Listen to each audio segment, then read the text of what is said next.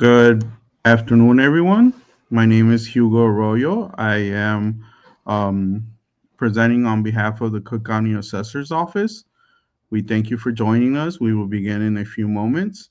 If you are seeing the screen and can see the QR code, you can access our social media platforms and download our helpful guides by scanning this QR code. So please make sure you take a moment to take a picture of this QR code, or if you want to access directly, just point your camera on it and click on the link.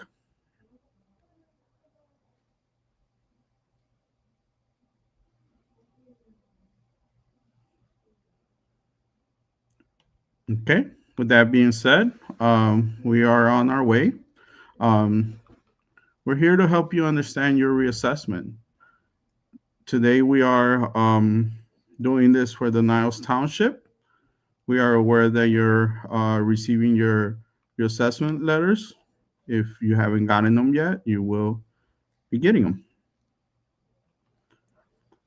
And an overview of what we are presenting, the introduction, which consists of the assessor's office duties, well, how we determine values, the overview of documents, the differences between the first installment versus a second installment, your reassessment notice, what makes up your tax bill, appeals. What are the reasons to file, right? We all want to know how to appeal and how to determine and how to decipher some of our data.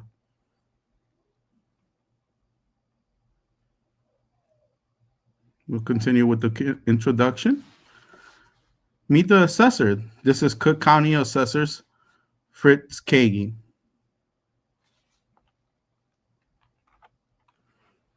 Our responsibility of the assessor office is setting fair and accurate values for 1.9 million parcels of Cook County.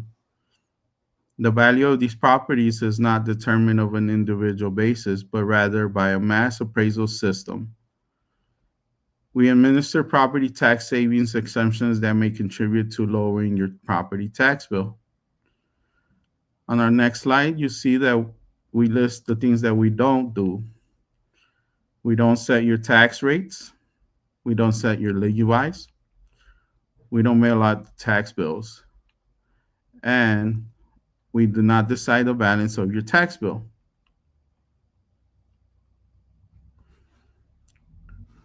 We continue to see here that in Cook County, we have a reassessment cycle. Cook County is divided into 3 regions: North suburbs, South and West suburbs, and City of Chicago. A property's reassessment year depends on the township in which the property is located. During a property's reassessment year, an appeal can be filed within 30 business days after the reassessment notice is mailed. So as you can see right now, we are in the north suburbs in 2025. Next is the south and western suburbs for 2026. And lastly, the city of Chicago in 2027. A quick reminder that Niles is gonna have the deadline in December 5th of 2025. So we have a little bit of time. Again, we don't want to rush you to submit an appeal, but definitely get it started and start. If you are deciding to file an appeal, the final deadline is December 5th of 2025. The overview of documents, right? Very important. The tax bill and the reassessment notice is 2 different things. The treasurer's office sends the tax bills. They tell you what you owe in taxes, and you get 2 each year. The first installment is the blue copy. The second installment is the yellow copy, which will have your exemptions. So far this year, we still have not received the second installment, but it should be arriving to your home soon. And then the assessor's reassessment notice, right? This is the letter that our office sends you, and it tells you your assessed value of your property. And you get one of these every 3 years, as opposed to getting two every year, like the tax bill. So, very big difference. So, let's look at the tax bill. The state equalizer is set by the Illinois Department of Revenue, and the local tax rate, which is set by your local municipality, is also listed on this tax calculator. Most important, the exemptions provided by the assessor's office are listed on here.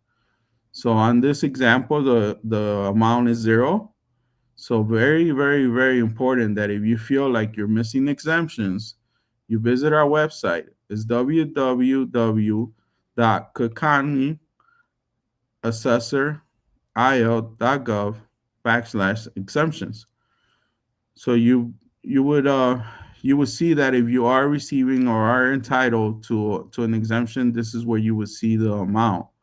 So very important that on this second installment bill that you verify or that you take a quick look to see what exemption you are receiving.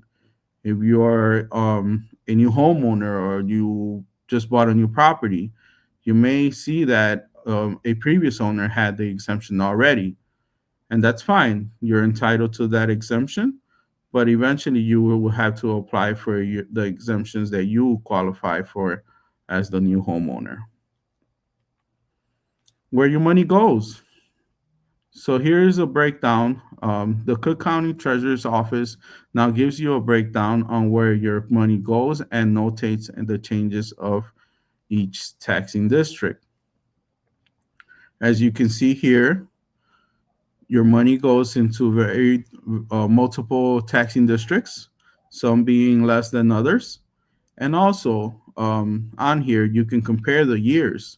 So the year prior may be different than the new year, right? It can either be more or less.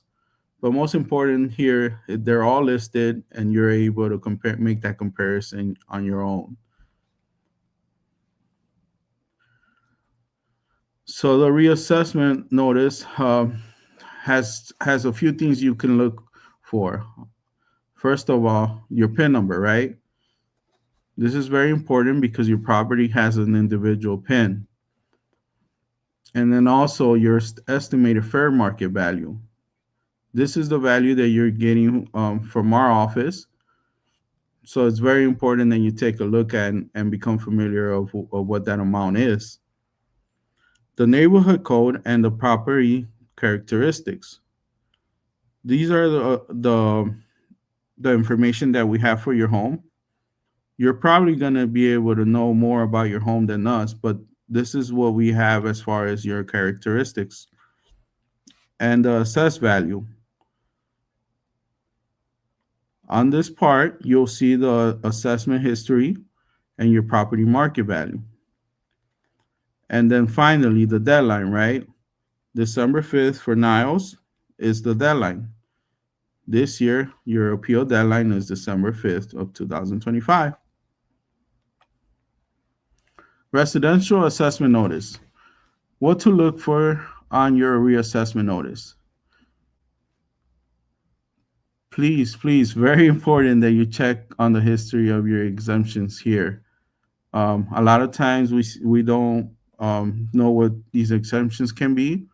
And again, if you feel like you're entitled to an exemption or are not sure what an exemption is or requires, you can always visit our website. And if you need to file for an additional exemption, you can go and visit our www.cookcountyassessor.il.gov/exemptions. Let's look at some data. Here we're reviewing the Niles Valuation Report. You can access the Residential Valuation Report for Niles on our website. And we can take a look here that in Niles, what this demonstrates is the sales trends for 2021 to 2024. The assessor's median estimated market values of all homes throughout. So as you can see here, for a single family in Niles, The average is 389K. So there is a 10% change from a 2022 median. For condos, the price is 261K, which is a 23% change from 2022. And multifamily, it's 580K, which is a 19% change from 2022. And our valuation reports are also on our website, and that will be www.cookcountyassessor.io.gov/valuation/Niles Township residential valuations. And will we compare the real estate market to the assessor's estimate?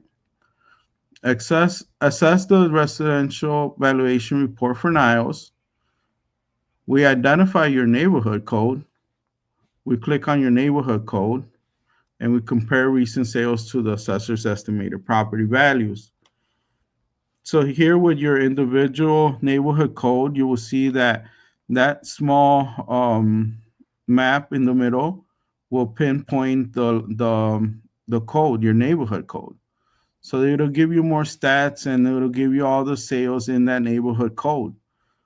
For the real estate market summary, you'll have 432K on a single family sale price in 2024. But for an assessment summary, you will have a 391K properties value in 2025.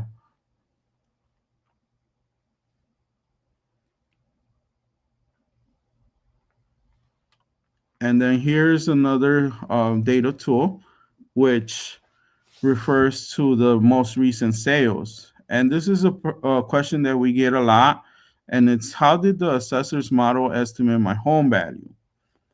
The home value report explains how the Cook County Assessor's statistical model estimated the value of your home. The assessor's model uses past home sales and property characteristics to learn about the real estate market. The map provided shows the 5 sales that were most significant to the model's estimate of your home value. You can search characteristics that the model takes into consideration. So again, a very useful tool, and this is the the map and how far and how close the sales are from your home. Getting started with your appeal. In 2025, the appeals are free. You can visit our website and you can start your filing by drafting, saving, revising, and finally submitting it. You can submit things like pictures, appraisals, narratives, and much more. What's important is that you don't wait till your final deadline to file. A lot of people take a break in between their filing. It's totally fine. You can always save. And what's most important is that you don't wait to pass the deadline, which is December 5th of 2025. And the process itself is very simple. Um, how it works is your township is open for 30 business days after you receive your letter. If you disagree with your estimated fair market value, you can file an appeal. You must supply a reason. Our analysts review evidence to determine whether to change your property's assessed value and how much.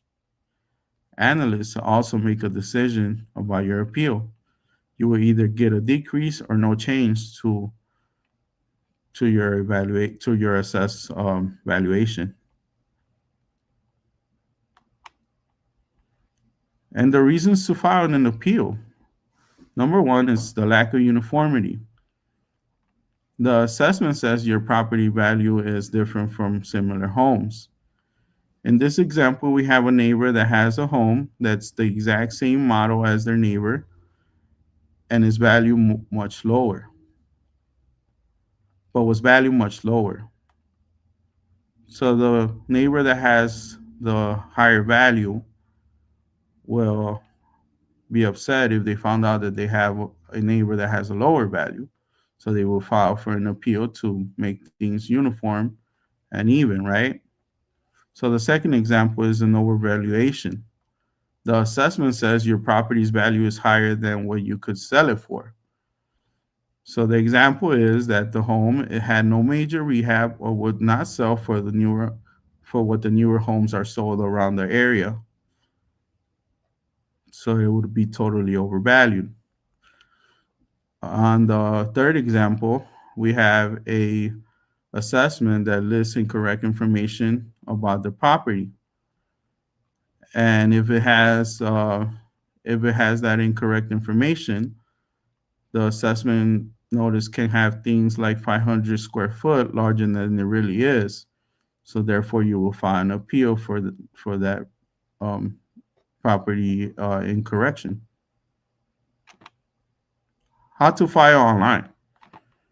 Before you get started, things that you will need are an email address that you check regularly, your PIN or your address. And you can also start to prepare to file by getting some pictures of your home. If you're filing for overvaluation, of course, we want to see how your the inside of your home looks. You can also submit things like a market analysis and appraisal, comparables. Obviously, if you wanted to submit your own comparables, you may. But during our appeal process, we have a comparable tool that can help you with the comparable properties. And again, if you have questions and want more information about comparable properties, visit our website. And filing online is it's again free, and you can apply online by going into our appeals tab and finding where it says file online. Once you click on filing online, you will then see that we have an icon for residential, condos, and commercials. So all three are different types of properties. Obviously, if you're in Niles and was filing for a single family, you would hit click on residential, right? And what happens here is you search by typing in your PIN, or you can also search by typing in your address. The previous owner may still be in the system and might appear at this point. There's no worries because on the next following pages, we can make that change.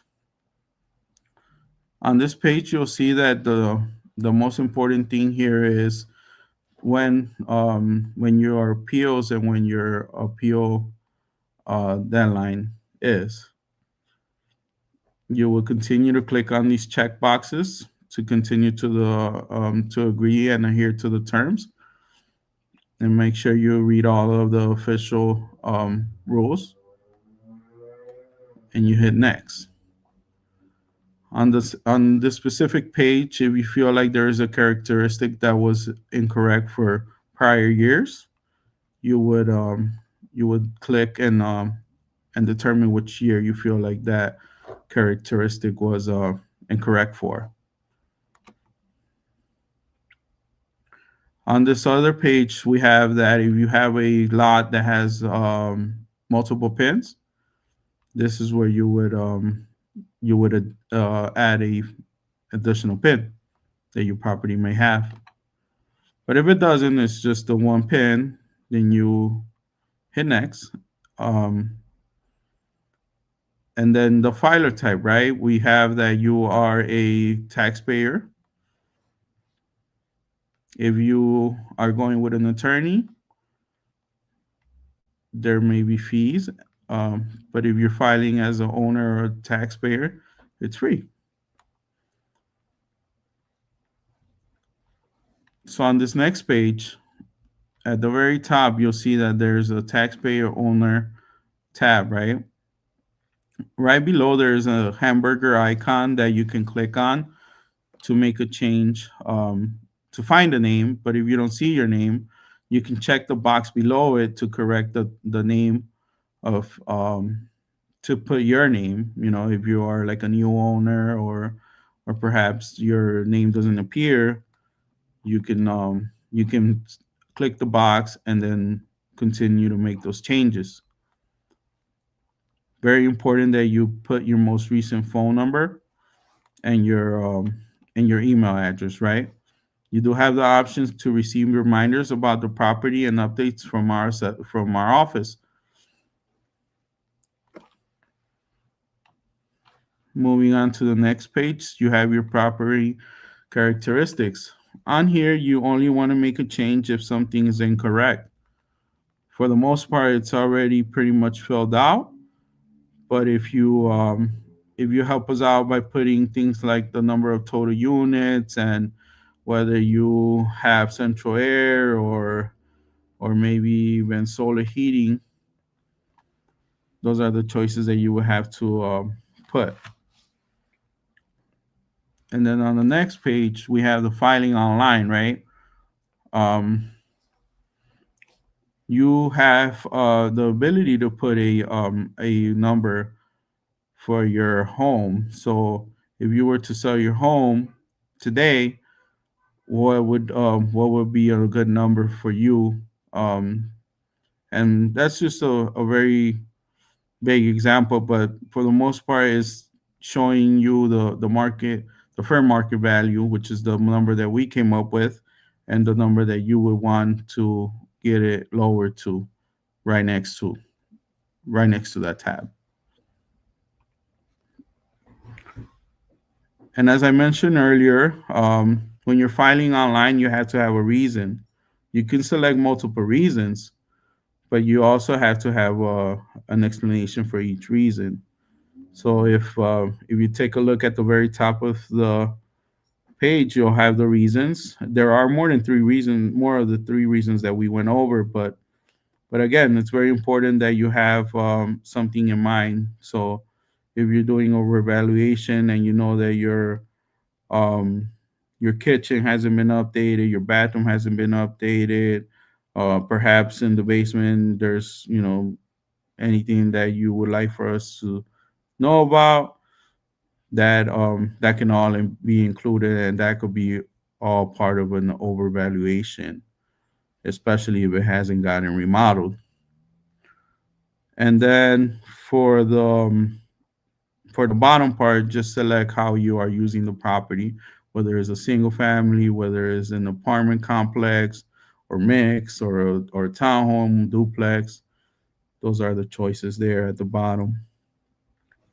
Moving right along here, we see um, that you can actually customize your search. So on this part, the comparables can be searched, and most important is finding the comparables that are very similar in square footage and they are the closest to your property. So once you get a few of those to populate, you will see that you can please select the closest properties to you. Make sure they are made from the same construction. So if you're comparing your house and your house is a brick home, make sure that the house that you're using as a comparable is also a brick home.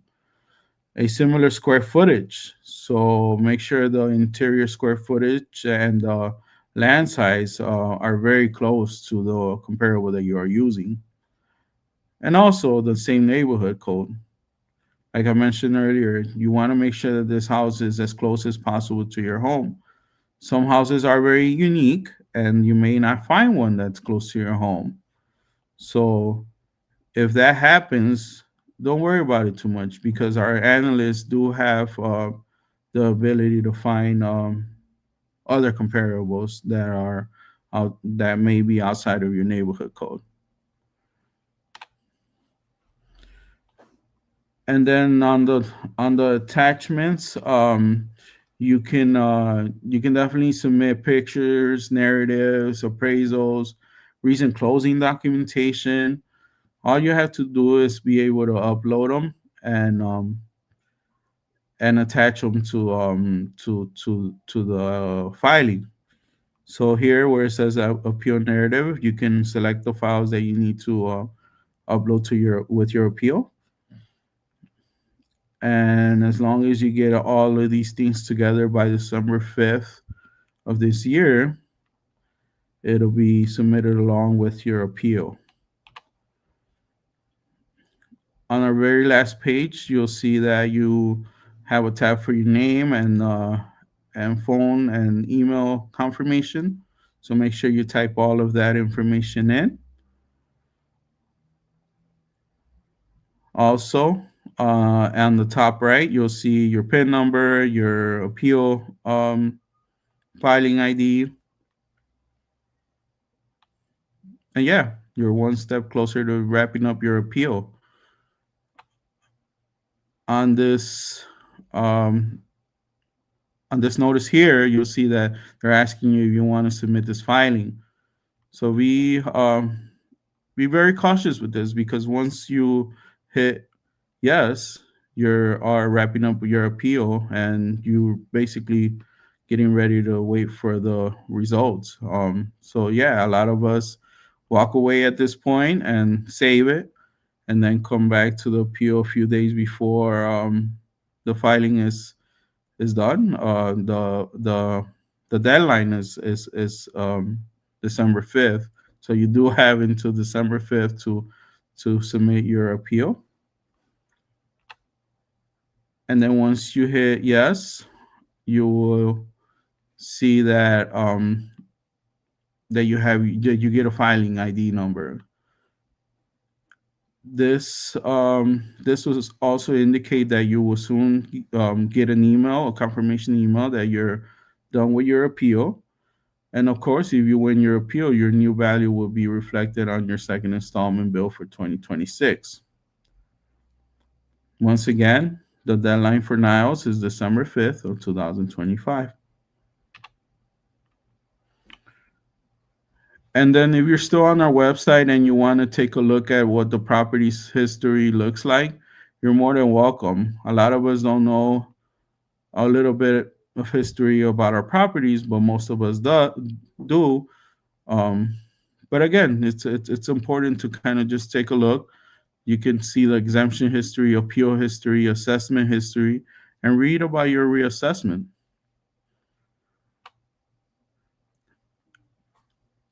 Very quickly, we do have 9 exemptions that are listed on here. The homeowner exemption is the most popular one.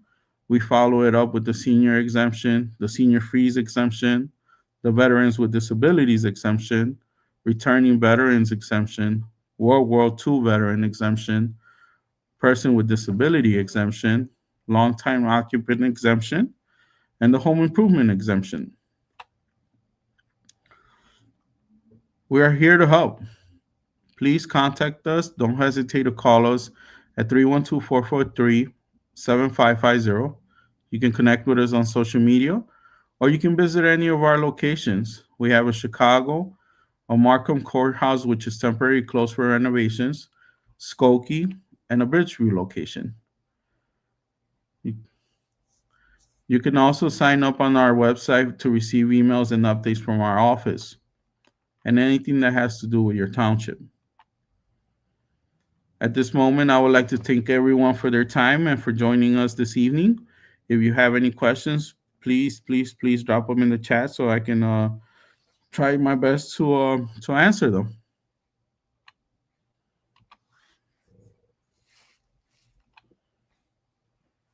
So I have Yadira Dominguez.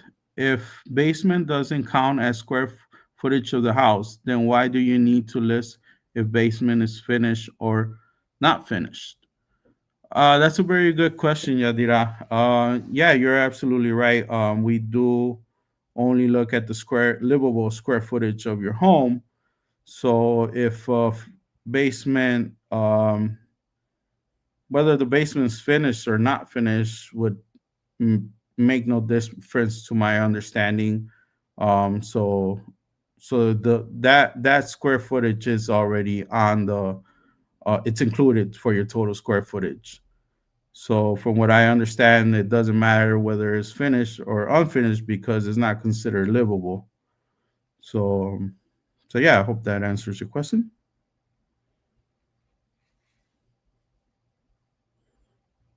Give it a few moments for anyone that's thinking of a question or wants me to elaborate on anything that I went over during the presentation.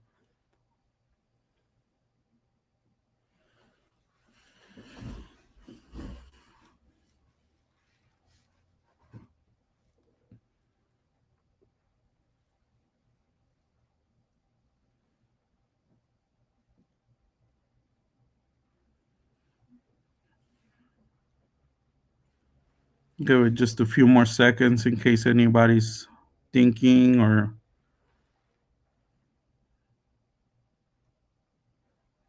wanted me to make anything clear.